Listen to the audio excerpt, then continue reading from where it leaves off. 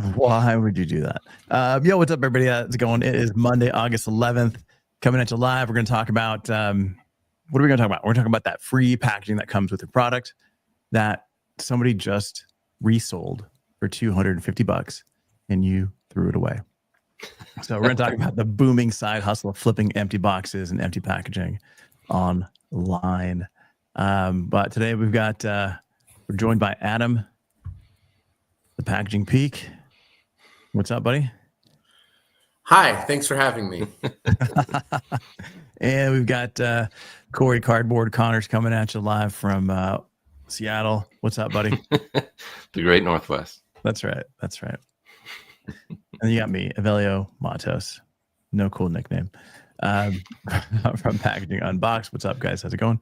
Do us a favor, let us know where you're watching, listening from. Salt Lake City, Utah. Not Seattle. Not Seattle. And Scottsdale, where it's like 120 degrees today. Yikes. Yeah. Seriously. All right, guys, we're going to talk about some packaging and like why people even resell their packaging and stuff. And I know, Adam, like you buy shoes and you keep your packaging and stuff. Right? Oh, like, man, let me tell you all about my shoes.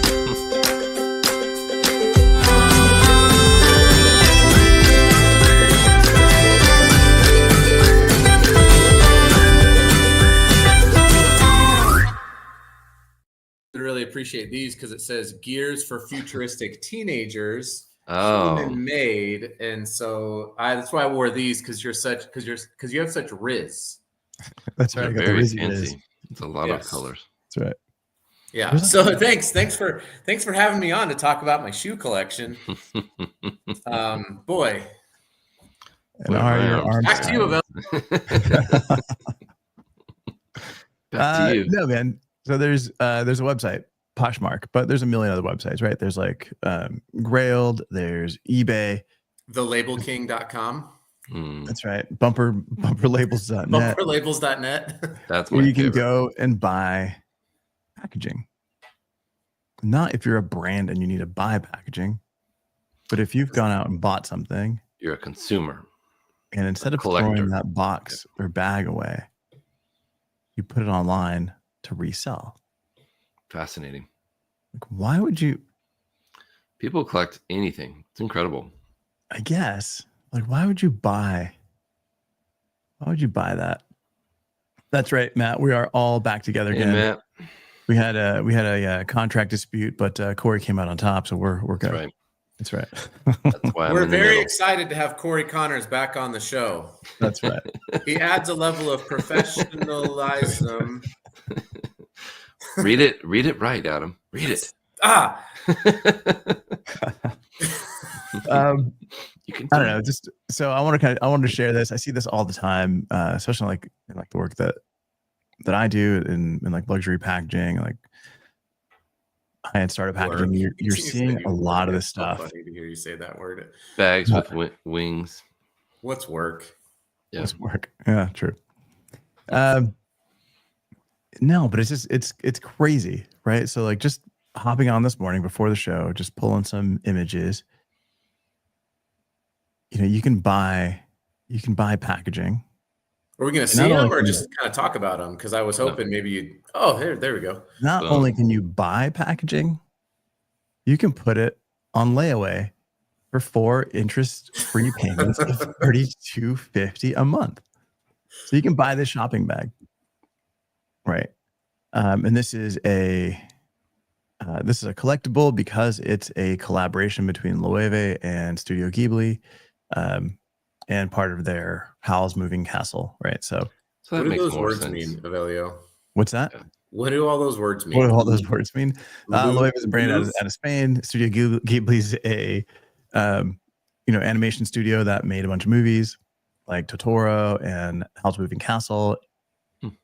And it's kind of nostalgic for a certain age group, right? So if you're over 40, you probably saw these when you were a kid. If you were cool, I never saw these. So that's kind of, people are going back and like, oh, I love this. I want to buy this. But I don't know why they're buying the bags from somebody else.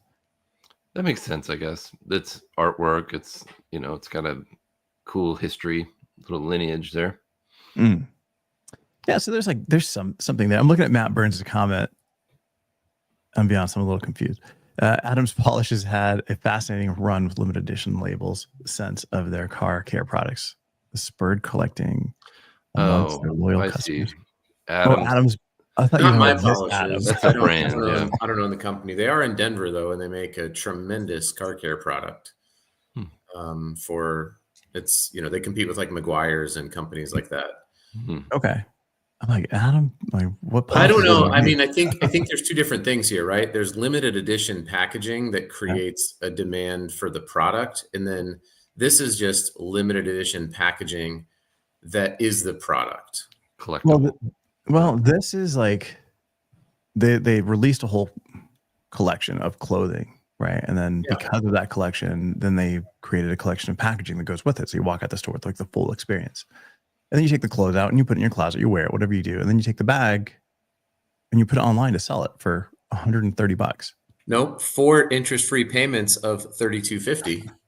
But then you have like everyday packaging. So like this white gift box from Celine is selling for $45 or 4 interest-free payments of $11.25. Like who is putting empty packaging on layaway?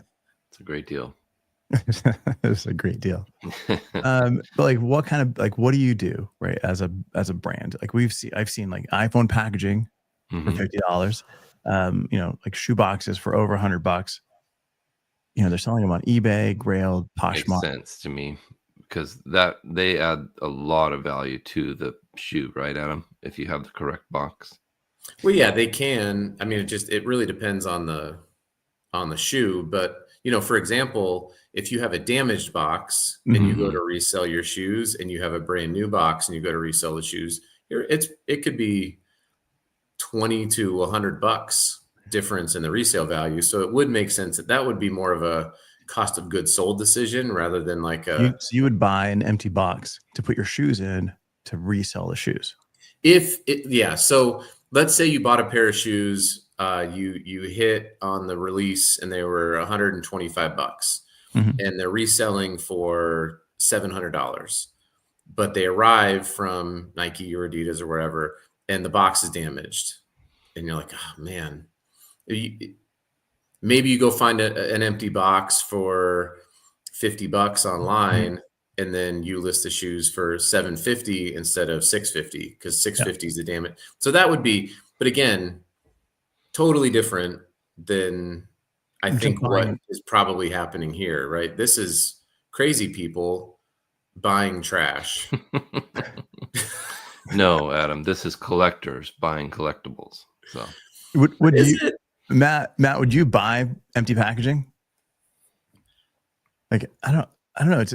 It's crazy because what are you doing with an empty piece of packaging? I would like to talk about the amount of time and effort put into creating this packaging. Yeah, I mean, there's a lot. The three of us know about this. The people listening to this show or watching this show know about the amount of effort it takes to create stuff like what you're showing on the screen. It's incredible. It's months and months, sometimes years of effort. So, I think there's value there. What a deal. Wow. That's a major discount. Well, that's the thing, right? It's like, I don't know if people are putting stuff on here at a high dollar amount and then changing it because somebody's going to flip on, go through this and go, oh my God, I got to get it before somebody else does because it's on sale, but it's on like 99.9% discount. Kind of brilliant strategy.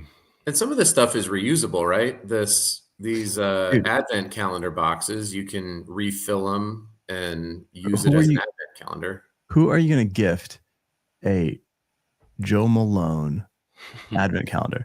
And no, I'm not. What if you're a big fan of Post Malone, right, and you want his brother Joe's advent calendar box, and you just want to refill it in your house? The lesser known Malone. So, like these are all fragrances. Karl Malone's Uncle Joe. Or aunt. I'm guessing it's an aunt, actually. It's probably a feminine spelling of Joe. Wasn't that Sam Malone's now nickname? You're going way back. Cheers. Mayday Malone. Remember that? But it's not even like all like Sephora is the furthest thing from luxury, right? Like this, you can walk in there and spend, get chapstick for $10 and get the same packaging. Plus you get chapstick. But here somebody's going to sell you. I don't know, man. $19 My 10-year-old daughter would flip out over those bags. She just loves Sephora, but she would be very disappointed. There's nothing in them, so you have to buy things to put in them, right? Yeah, so it'd be easier and cheaper to go to Sephora, spend $20, get an actual product, and get the packaging for free. But good news now is that you can take the thing you bought and then just gift the bag and the wrapper to somebody for a present. They're like, "What's in here?" Nothing. It's the bag. It's whatever you want to put in there. Yeah. You can put anything in there. It's universal. So I don't know, like as a side hustle, packaging is kind of interesting, right? Because it costs you $0 to acquire it. You flip it for 30, 50, $300. That ROI is infinite. That's an infinite ROI. It's the most infinite. It's even more infinite than aluminum. What about Stephanie makes a point. Think of all the gas money you would save instead of going to the store. You can just have it come to you. For the environment. That's right. That's a good point. Just pour one out for the environment. Well, like Matt brings up a point here too, and I think like what Fred's been building at the Chicago Brand Museum, he's probably bought plenty of empty packaging, but that's for it's for a museum, it's for a purpose, it's for his job. That's, I feel like, a little bit different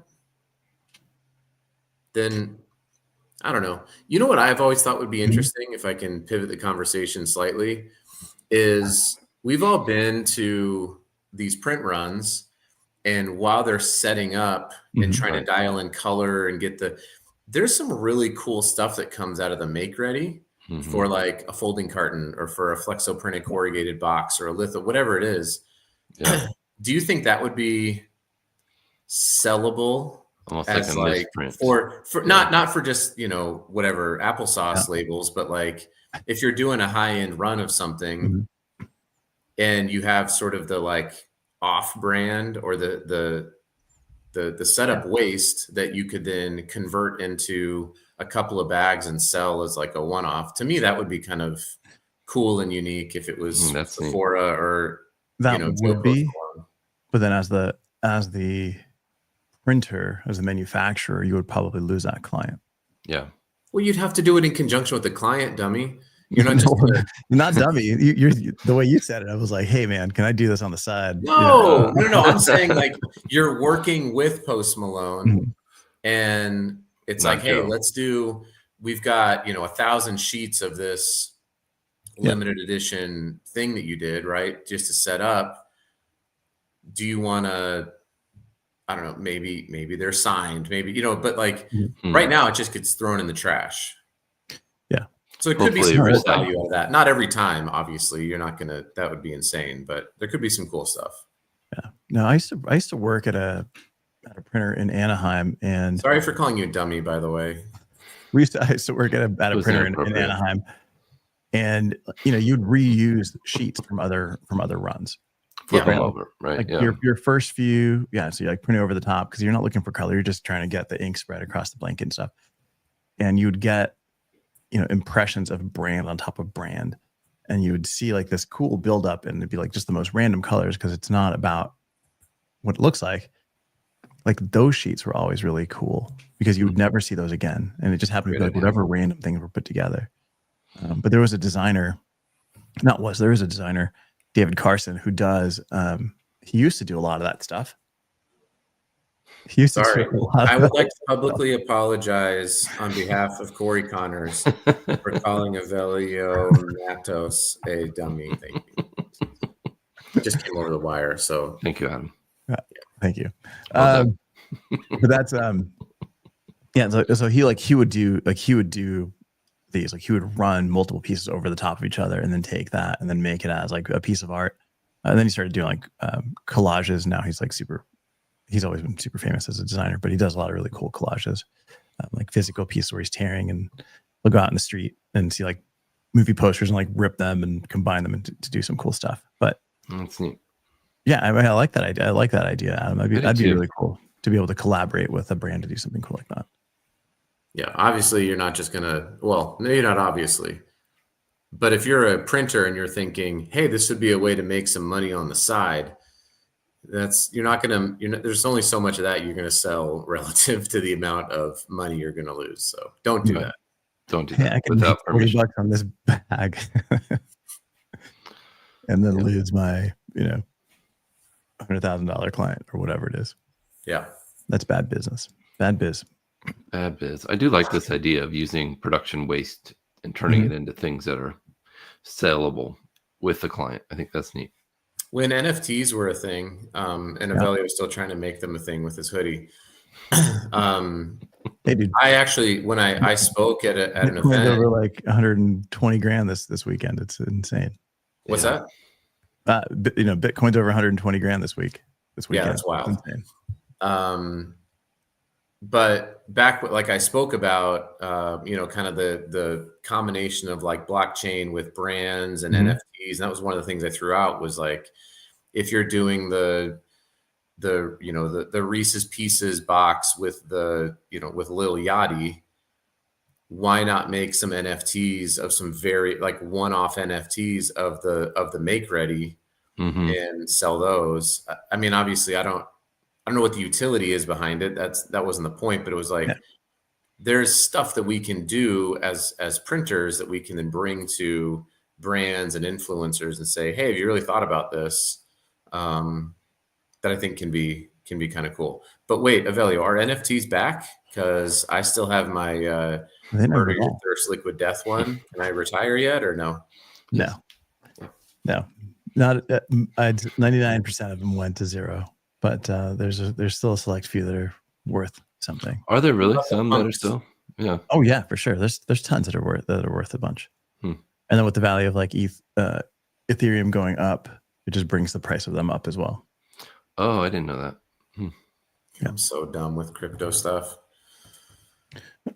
No, it's pretty crazy. But no, I like the idea of like putting some of this stuff on the blockchain, right? So like even like some of these advent calendars and the products that go in them, if you can tie those together, like where you can track it, right? Like I had some NFTs that I sold to a specific person because I wanted to be on their chain, right? It's like this person got this thing from Avelio, so digitally I'm connected to them in some way. So I thought that was kind of cool. Could have just hit him up on LinkedIn, bro. I hit him up on X, but now I'm like digitally connected to them, which is kind of cool. Okay. With this packaging, it could be the same thing. So if you're reselling it or you're gifting it, then it can track, Adam, it went from Adam to Corey, during this time, and you can track like these gifts. Like it could be kind of interesting. Yeah. Looking at Matt, I would never buy. I think you'd never buy the packaging, but I recall iPhone boxes being the packaging of choice for recreational vitamins. Yeah. Is that like illegal? Is that code word for like some sort of illegal substance that people were buying in college? Wink, wink. Nudge, nudge. I don't know. I'm not hip with the kids. Grow up, Adam. Yeah, Skyrim. It's for the teenagers. Hey, this is actually kind of exciting. Hey, real quick. I'm heading out to Atlanta tonight, and I'll be there tomorrow and Wednesday it's called the Flexo Experience Center. And what they're doing, I've never been, so this is my general idea of what's going to happen, but they're bringing together some brands that are going to create like unique artwork and then showcase how various forms of machine learning and AI are going to condense the process of traditional flexo printing down, and they'll pre-flight it, they'll output a proof, it'll be approved, they'll burn the plates, and then they'll print whatever the output is the next day. And so I'm pretty stoked to kind of share about some of these tools. Obviously, it's a great learning experience for me, given what we're doing at Label King. We print flexigraphically, so I'm super excited to head out there and share about some of these things because, yeah, we talk about NFTs and blockchain and AI is like this sort of concept that's out there for these, these things that we can sort of read about in the news, but we forget that there's a lot of packaging and printing processes that this can help augment and help brands get to market faster. So I'm pretty excited to share about what those things are. I don't know what they are. I am bringing my Allen Iverson jersey, so I can make just one pre-planned video, which is we talking about pre-press. Oh yeah, I love it. Not the printing. Talking about pre-press, man. Like setup. Yeah. So it's AI. It's a joke. AI. Allen Iverson. He was a basketball player. Velio played at Georgetown. Philadelphia 76ers. I think he also played for the Memphis Grizzlies, the Detroit Pistons. You think Bo Jackson will be at this event with his packaging company? What? You think Bo Jackson will be at this event with his packaging company? Bo knows I hope Flexo. so. We gotta somebody please connect us to Bo Jackson. And I connected with him on LinkedIn, so I know him really well. Can I sell him something on the blockchain to be digitally connected? What do we need to do to get Bo Jackson on the show? Bo knows sustainability. Just don't worry about it. I remember one time MC Hammer followed me on Twitter. And it was like the greatest day of my life. Over his ankle. He always recycles. When he breaks his bats, he recycles them. Better than anybody else. That's actually what SmartSolve, the fibers break down into, is the cellulose from Bo Jackson's bats that he would snap. That's right. I heard that. Yeah. I don't know if you guys knew that or not, but that's why they're so valuable, and that's why people pay hundreds of dollars for them. Yeah. Bringing it all SmartSolve wipes. Bringing it all to the beginning here, guys. Gross. Used. Looking at some stuff on the news that was kind of interesting was we talked about this before, right? We talked about it with like whatever crackers that filled them with peanut butter, but it said it was like the packaging that it was cheese, and there's another recall for an ice cream company that put vanilla ice cream in a with a lid that said it was like gluten-free or something like that, and it's actually got gluten and soy in it and some stuff. So they're recalling it. But here's the thing that drives me nuts. The article talking about this says a popular ice cream brand has recalled one of its flavors. What's the brand? Like, doesn't say which one. How helpful is that? Boy, that's really dangerous. Yeah. People with celiac can get really sick. Yeah. Well, who knows whatever else is in there, but it should lead with the brand. It shouldn't be like, hey, something that you might have. Good luck. Isn't all ice cream is if you're dying. So just avoid ice cream maybe forever. Yeah, absolutely. I don't know. It's crazy stuff. I mean, there's a lot of stuff happening in packaging. I mean, I'm seeing a bunch of packaging companies that are shutting down. I'm seeing a bunch of packaging companies that are being resold. Mm-hmm. It's going to be a lot of consolidation. Yeah, there is. But job numbers now have been recalculated and they're up. Surprisingly, so packaging. It says packaging jobs are up. Great. Yeah, Matt, we spoke a little bit about the Celsius High Noon packaging debacle. I've tried a couple times to buy some Celsius and just be surprised, and still Celsius, unfortunately. Yeah, that's an energy drink. I haven't tried that one. Is it alcohol? Yeah. Okay.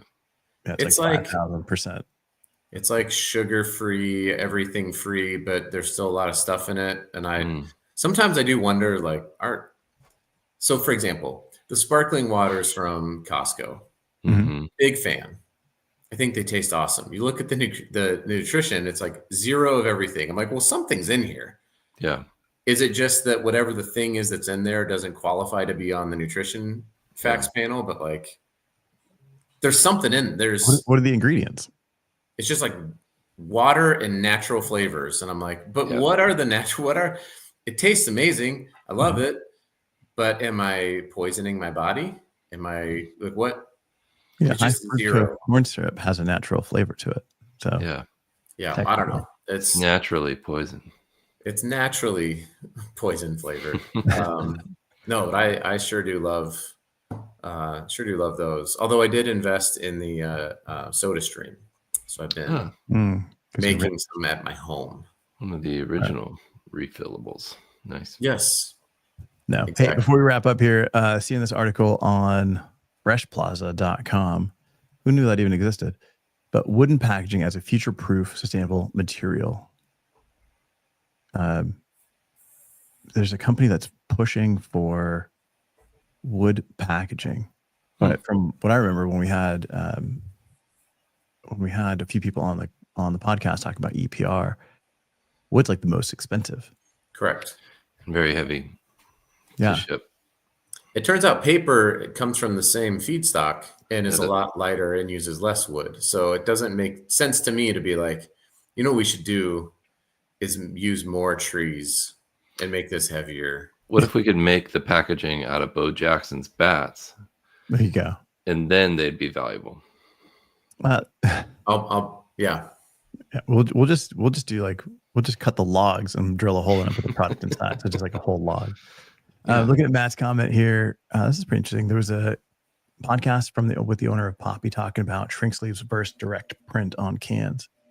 One of the biggest mistakes they made was sticking with sleeves for too long. $15 million mess up. Yeah, they're significantly more expensive, right? To do shrink sleeves, and they're more difficult to recycle. Yeah, but Adam, we spoke to the guy that had the drink where they were doing shrink sleeves, and we talked about the cost of shrink sleeves versus direct to can print, and the reason that they were staying with shrink sleeves for a little bit longer, which was like make sure they could change the ingredients, the information as they were still recalculating their product. But at some point, you got to shift.